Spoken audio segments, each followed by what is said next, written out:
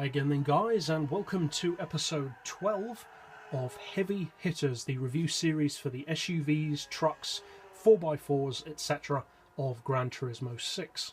And in this episode we're featuring a vehicle which I have actually done a review for in the past, in the Dark series. It is, of course, the 2003 Honda Element. However, in that series, that was just considering the car from the point of view as why not give it a try, whereas this series is specifically to compare the car to its main rivals.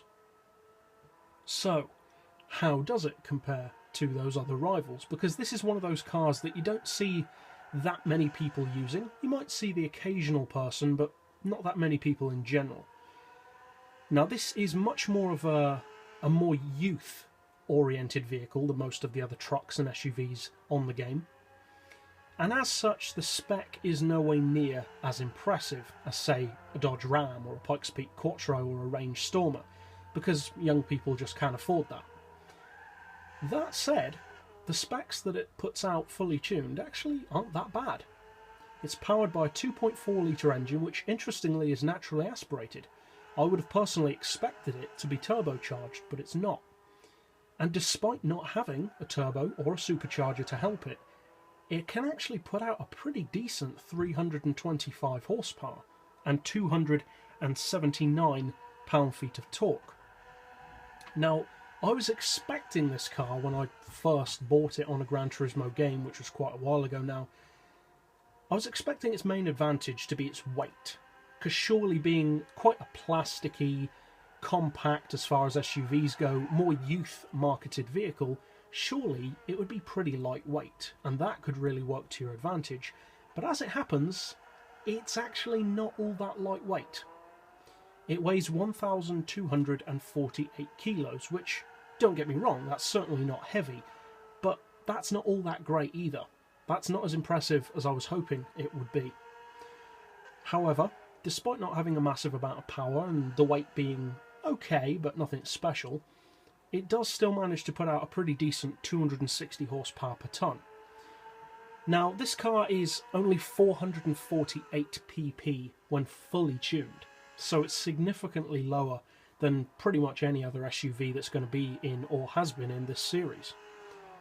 And as positive as I try to be about every car that I do a review for, because it's my strong belief that every car is good at something, you just have to find out what it is, at the same time as believing that, I can't blow cars out of perspective.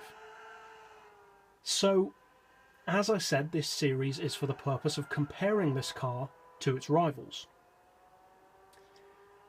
And to be honest, it's not that competitive.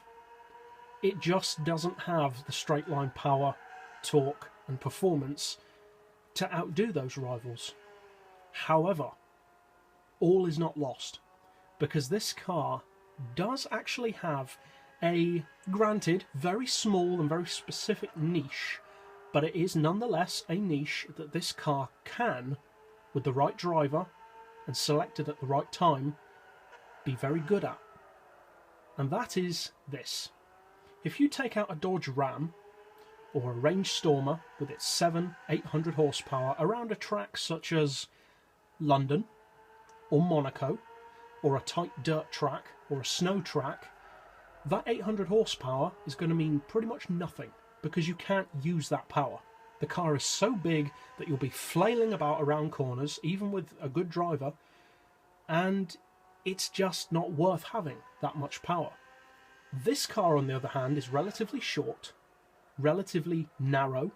It's quite high, but that doesn't really make any difference around a twisty track. It's light, it's nimble, and it has enough power to be fast.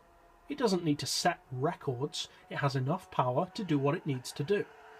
So if you choose this car on a very twisty track, such as a city track, a dirt track, a snow track, where your opponents can't use those advantages, then this car can actually surprise you by just how competitive it can be. Now, I'm not promising that it's going to be some kind of hidden racing car in disguise. Of course not.